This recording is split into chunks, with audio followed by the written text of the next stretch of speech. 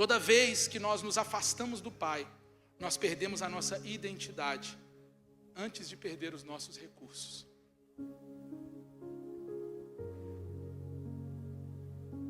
Se o sucesso, se o ganho, se a abundância for fazer com que você se afaste da casa do Pai, é melhor que você não tenha. Eu oro a Deus para que todos vocês, todos nós aqui dessa casa, como eu profetizei em janeiro, eu continuo profetizando, nos tornemos milionários. Mas que a nossa maior riqueza sempre seja a presença do Pai. Que nós nunca venhamos a perder de vista a preciosidade que é estar na presença do Pai. Porque tudo é perda sem Ele. Ter tudo sem o Pai é o mesmo que não ter nada. Agora, ter nada com o Pai é ter tudo. É ter tudo.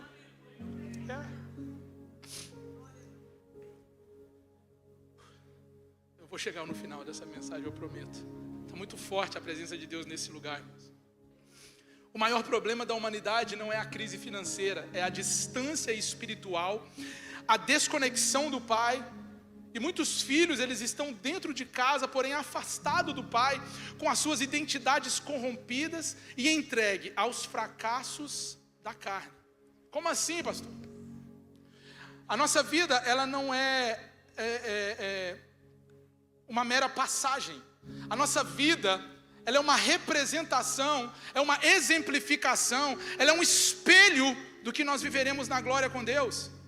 Por isso eu preciso entender, eu preciso compreender que há uma necessidade de me relacionar com Deus de uma forma intencional, entendendo que Ele é Deus, que Ele é Pai, mas que Ele está comigo, que Ele caminha comigo, que a casa dEle está aberta, e eu jamais vou me afastar da presença dEle, porque é nele que eu tenho tudo. O problema da humanidade não é financeiro, irmão. O problema não é a crise financeira. O problema é que a humanidade hoje está distante novamente daquele que é o autor da vida. A distância de Deus é o que causa a crise, não é a crise que causa a distância de Deus. A crise revela a distância que estamos de Deus, revela a fraqueza mental de uma geração que escolheu palhaços para se divertir, mas tem pouco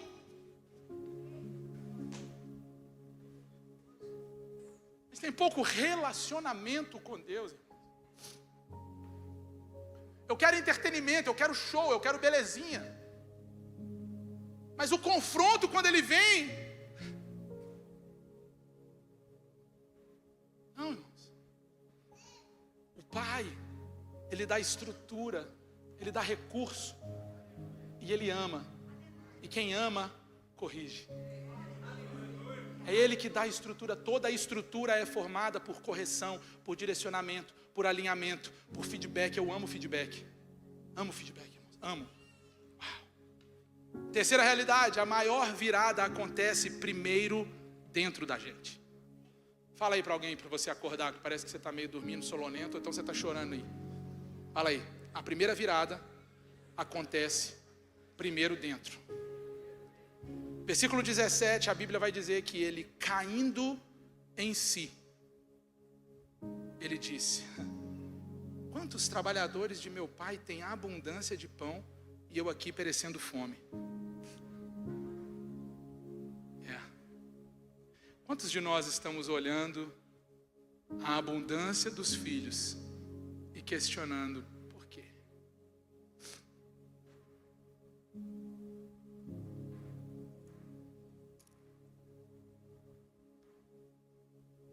E ele disse, obrigado Pedro, caindo em si, levantar-me-ei e irei ter com meu pai.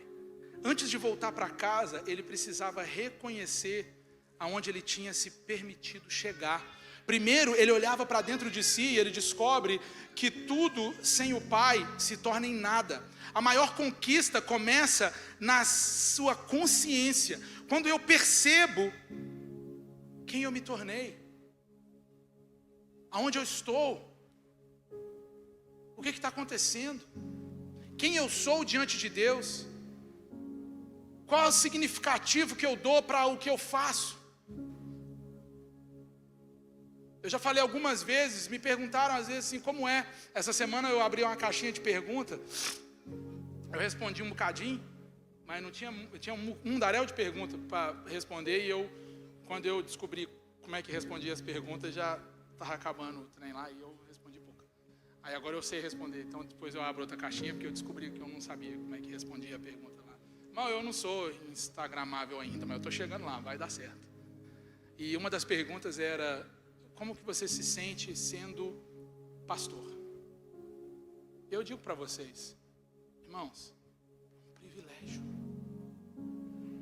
E sabe quantas vezes eu escutei de pastores amigos, irmão, ser pastor é pesado, irmão. Ser pastor é difícil, irmão. Ser pastor é complicado, irmão. Deixa eu tirar o título pastoral, porque isso não é nada, irmãos. Nós já pastoreávamos antes de sermos pastores. Sabe por quê, irmãos?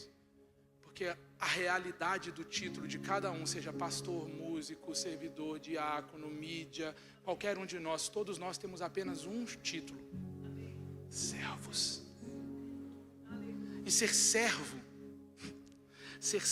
do Pai, ser servo de um Pai amoroso, ser servo do Senhor Deus, ser servo de um Deus abundante, ser servo de um Deus que cuida, ser servo de um Deus que ama, ser servo de um Deus que supre, ser servo de um Deus que ama, ser servo de um Deus que cuida, ser servo de um Deus que providencia, ser servo de um Deus que prove, ser servo de um Deus que ama, ser servo de um Deus que me pega pela mão, ser servo de um Deus que me amou quando eu estava no mais profundo lamaçal do meu pecado, ser servo de um Deus que me recebeu da forma que eu era, do jeito que eu era, do jeito que eu estava, e Ele decidiu dedicar tempo a mim, cuidar de mim, abraçar-me, me amar. Esse é um privilégio, ser servo desse Deus. Não é doloroso, não é pesado, é maravilhoso, é um privilégio cuidar de cada ovelhinha do Senhor Jesus, amar a vida de cada um. Irmãos amados, não tem nada mais. Um pastor amigo chegou para mim e falou assim: mano, me fala algo que é sensacional na sua vida, assim, um troço assim, muito top. Não sei se eu falo. Não vou falar, não. Não vou contar, não. Vocês não querem saber? Então tá, então vou contar. Eu ia contar assim mesmo. Olha só, irmãos, eu amo ver a casa cheia. Eu amo ver cada rostinho sentado aqui, cada vida. Eu amo cada um de vocês. Eu amo cada família, cada vida, cada jovem, cada adolescente. Ver a sala do Kids cheia, ver o link fluindo, ver os irmãos brigando. Eu gosto de tudo isso aí, irmão. Irmãos, mas existe algo que quando alguém vem aqui, ó, com o rosto cheio de lágrimas, não é 10, 20, 30, 50, assim, não. Quando vem uma pessoa, só apenas uma, assim, e ela vem clamando, chorando, dizendo assim: ó, eu quero que o Senhor Jesus seja o meu Senhor.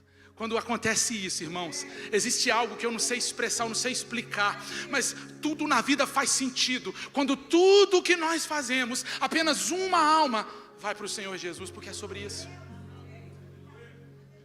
E eu imagino que esse é o sentimento de Deus, porque eu vou te mostrar isso aqui. O poder da transformação estava na decisão.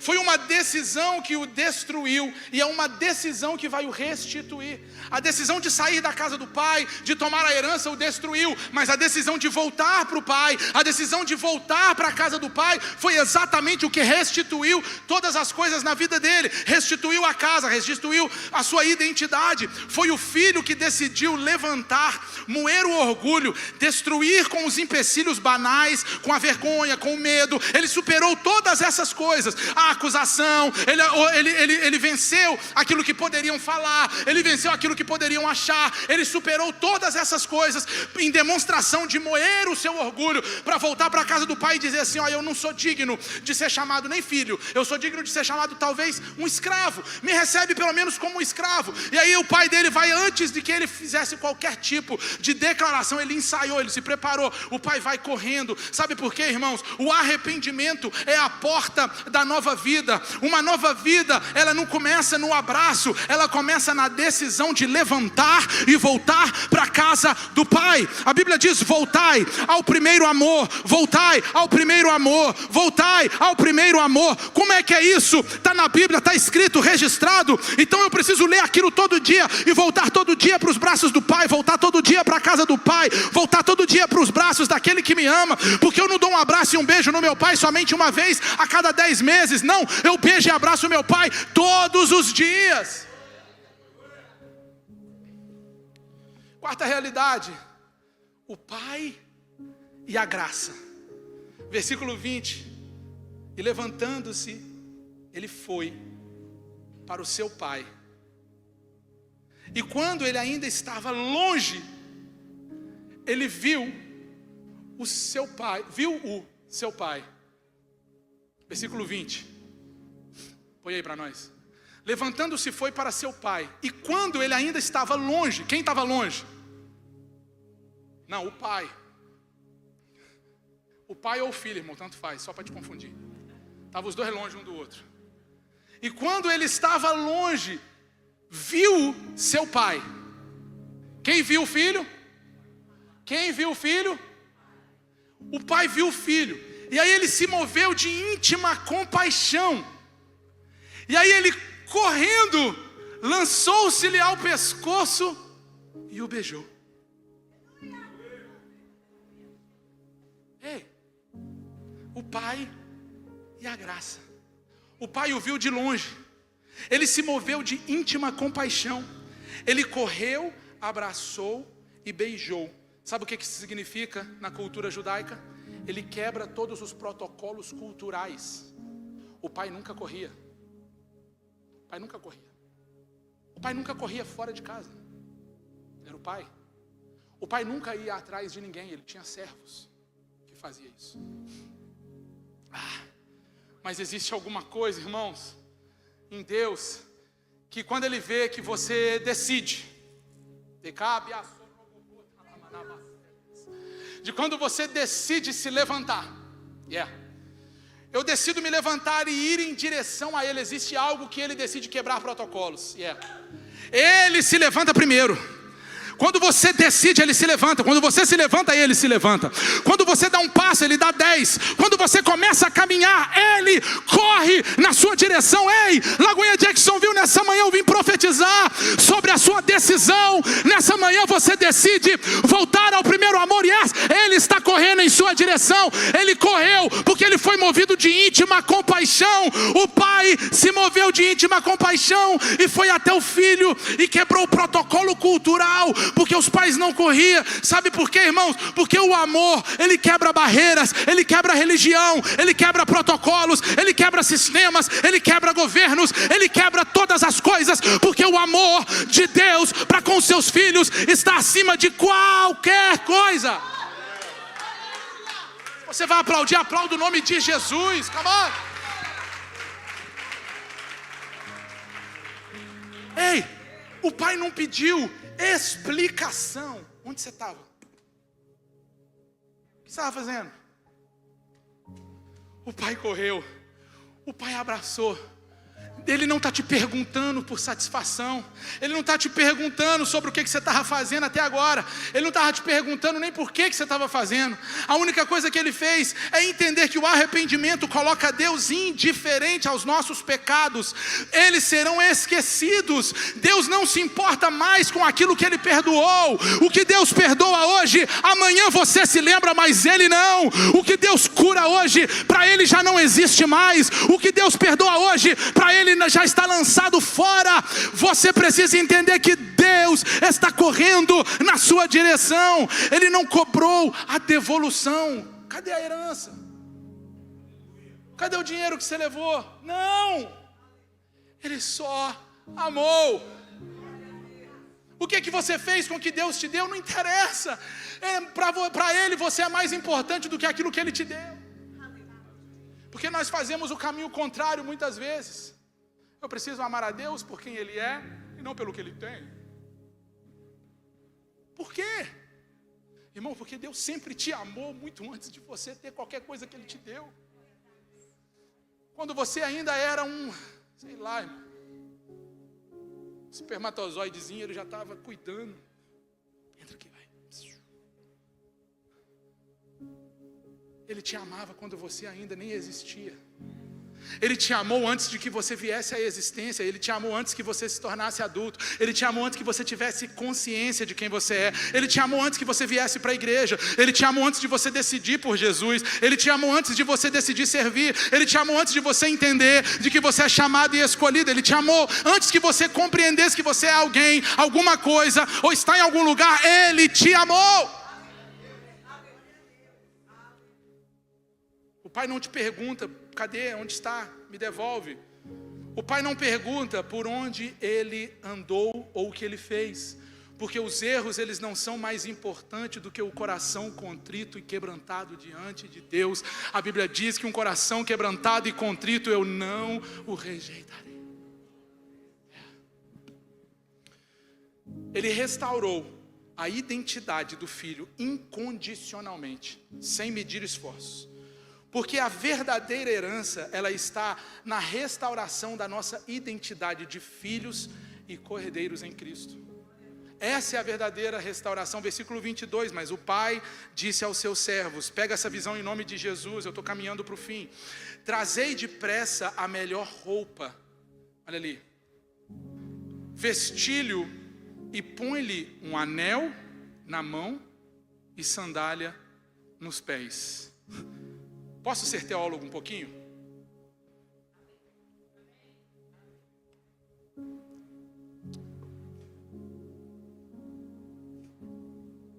A roupa nova, ela tem uma representação de uma identidade restaurada. O pedido dele era de ser servo. O que o Pai faz é colocar nele uma nova roupa. Primeira coisa que Deus faz quando você decide se levantar e vir a Ele, Ele vai até você, te ama, te beija, te abraça, te dá um cheiro e te traz para trás. A segunda coisa que Deus faz é te dar uma nova roupa, porque a roupa velha, a roupa que você carregava, ou a identidade, ou o personagem que você estava vivendo, não é o personagem de filho, é um personagem de escravo. Não, Ele troca primeiro a sua roupa. E Ele restaura a sua identidade, troca essa roupa pelas roupas talares do reino. Segundo, Ele coloca um anel na mão do seu filho. O que quer dizer isso? Ele devolve a ele uma autoridade que só tem quem é filho. Ele põe um anel na sua mão, por quê? Porque ele não seria o pedido, eu preciso ser como um dos teus servos. E ele vai dizer assim, não, você é um filho, você é filho, põe um anel no dedo dele, relembra ele de quem ele é, de quem ele sempre foi, e de quem para mim ele nunca deixou de ser. Eu nunca me afastei dele, foi ele que se foi, mas quando ele decide voltar, eu ponho roupa nova, e eu ponho um anel novo. Terceiro, sandálias.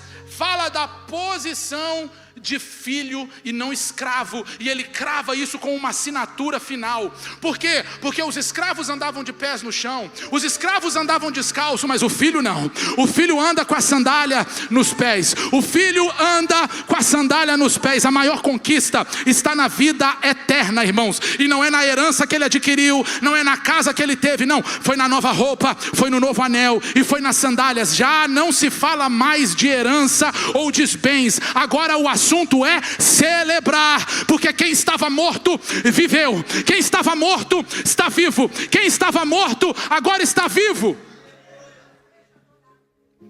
Quinta realidade, partindo para o final, em casa sem relacionamento é o órfão presente. Em casa sem relacionamento nos tornamos em órfãos presentes. O filho mais velho nunca saiu de casa, irmãos. O irmão dele, com o seu coração, nunca esteve presente como filho. A Bíblia traz um relato de que ele chega depois que a festa e a celebração já estava acontecendo. Eu podia me aprofundar teologicamente quando fala-se de que o pai pede um bezerro. Não, ele pede o bezerro. Não é um bezerro, Ele pede o bezerro de cevada. Deixa eu te fazer uma pergunta para te trazer clareza. Quando o filho pródigo saiu de casa, ele pediu o quê? Fala para mim, eu escutar, para mim saber se você está comigo. Ele pediu a herança. O que o pai fez? Repartiu entre... Legal. Aí o que o menino fez? Ele foi embora. E o que ele levou com ele? Quando ele volta, ele tem direito de alguma coisa que ficou? Qual é a herança que ainda estava na casa do pai? Do irmão. Só que o irmão e o pai, eles estavam cuidando de um bezerro. Eu imagino que seja o bezerro xodó do pai do filho. Estava cuidando do bichinho. Igual uma vaca que eu e a Rê esses dias vimos. A vaca mais cara do mundo, não sei quantos milhões. Ela está lá na minha terra. Não, estou brincando, irmão. Meu sonho. Uma vaca, irmão, sei lá. Nunca vi uma vaca tão cara. Não sei o que a vaca carrega, não. Acho que era um bezerro mais ou menos igual essa vaca. Isso era importante. Porque a Bíblia fala por 3 vezes: o bezerro, o bezerro, o bezerro. Ele pega o bezerro do irmão para sacrificar pelo outro irmão, para festejar por causa que o outro irmão que estava morto, ele veio viver. Aí eu pergunto, mas espera aí, o que o outro irmão tem a ver com esse irmão? Porque esse irmão foi embora, levou a herança e gastou tudo. Agora ele voltou, agora vai pegar a herança do outro irmão? Não, espera aí, ué. É porque existia alguém que estava dentro de casa e nunca esteve. Estava dentro da casa do pai e nunca esteve. Estava talvez mais distante do pai do que aquele que estava longe. Aquele que estava longe sempre lembrava do pai, aquele que estava perto não lembrava dos benefícios. Aquele que estava longe gastou todos os seus benefícios, mas aquele que estava perto não usufruía de sequer um dos bens que seu pai o tinha. Aquele que estava longe torrou tudo que ele tinha, mas aquele que estava perto não acessou nada daquilo que ele tinha por direito. Aquele que estava longe gastou e desperdiçou toda a sua herança. Aquele que estava vivendo dentro da casa do pai, dentro da herança, não conseguia ver que estava dentro de abundância, dentro de alegria, dentro de propósito, dentro de desfrute, e não fazia nada pelo pai. Ele era nada mais, nada menos do que um órfão presente. O sacrifício do seu bezerro era nada mais, nada menos, porque existia um pai que precisava abraçar tanto aquele que estava longe quanto aquele que está perto. Meu Deus, quantos nós estamos dentro da casa do pai vivendo como escravos ou servos? Porque enquanto nós vivemos e agimos como tal, sempre seremos órfãos presentes. Fala mais, pastor. Falo. Quando nós agimos como coitadinhos na casa do pai, nós estamos dizendo que nós somos coitadinhos. Quando eu choramingo, quando eu reclamo, quando eu murmuro, quando eu infecto, quando eu não me posiciono, irmão, como filho, eu ajo como um filho da casa que é um órfão presente. E às vezes é necessário pegar o bezerro de cevada e sacrificar para poder te dar um choque de realidade e dizer: ei, eu sempre estive aqui com você. Você tem todo o direito, você tem todo o acesso, você tem tudo disponível. E o que você está fazendo durante todo esse tempo? Muitos estão dentro da casa, mas vivem como escravo. O versículo 28 e 29. Mas ele se indignou e não queria entrar. E saindo o pai, ficava com ele. 29. Mas ele respondeu e disse ao seu pai: eis que te sirvo há tantos anos. Eu sei que você já identificou o orgulho aqui. Eis que te sirvo há tantos anos, sem nunca transgredir o teu mandamento, e nunca me deste sequer um cabrito para alegar-me com os meus amigos. Que amigo, irmão? O cara era filho, mano. Ele tinha anel, ele tinha roupa e ele tinha sandália. Só que ele decidia guardar o anel, trocar a roupa e tirar as sandálias. Ah, Lagoinha, não sei se você está entendendo, mas nessa manhã você precisa calçar os teus pés com a sandália, colocar de volta o teu anel, vestir a tua roupa de filho e entender que Deus te chamou para viver o melhor dessa terra como filho.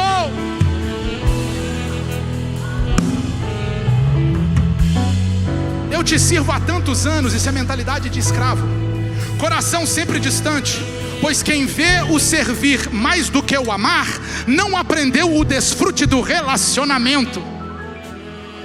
Deixa eu falar de novo para você da glória. Quem vê o servir maior do que o amar. Ei, sabe por que nós servimos? Lá na sala dos voluntários tem um sticker que nós colocamos desse tamanho. Não, é desse tamanho. Não, é maior. Desse tamanho, sabe por quê? Nós amamos servir. Eu não sirvo porque amo, mas porque eu amo. Quando ele entendeu, eu servi, eu fiz e eu aconteci. Mas e daí? Eu não amei. O bezerro foi para fazer a virada na vida dos dois.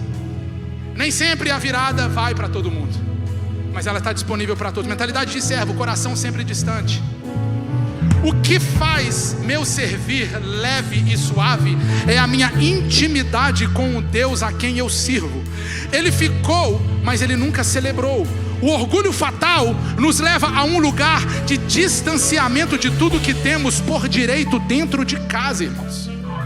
Precisamos sempre colocar em xeque o nosso orgulho. O filho mais novo estava perdido na distância, enquanto o mais velho estava perdido dentro de casa. Mas nessa manhã eu venho aqui declarar que aquele que está distante volta, aquele que está dentro volta, aquele que nunca esteve em lugar nenhum tem a oportunidade de receber novas roupas, receber um anel e receber as sandálias.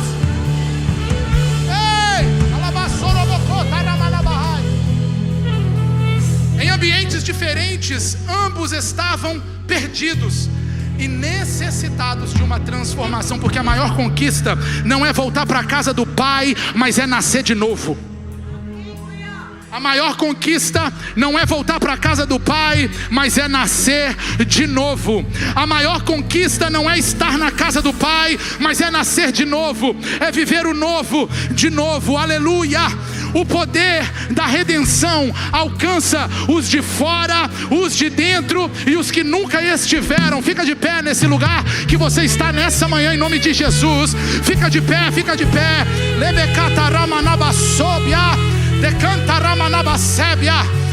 Versículo 32, põe na tela, vem comigo, vamos concluir esse negócio.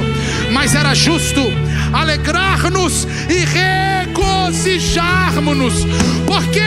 Porque ele estava morto. Quem? O irmão estava morto. Quem mais? O outro irmão estava morto. Quem mais? Muitos estão mortos dentro da casa, fora da casa, e quando nunca tiveram. Mas nessa manhã, nesse início de tarde, Deus libera vida sobre vida. Ele estava morto e reviveu. Ele estava perdido e foi achado. Aleluia, a redenção de pai não é apenas deixar o pecado, é transformação de uma nova vida e uma nova identidade em Deus. Em nome de Jesus, pega essa palavra. É preciso decidir abandonar o mundo e a mentalidade de escravo. O filho pródigo foi restaurado, o filho mais velho recebeu a oportunidade de ser transformado. Irmão, não importa qual papel você está inserido nessa história, não importa qual personagem você é hoje, o que vale é a consciência que todos nós precisamos nascer de novo, porque sem o novo nascimento não existe nova vida.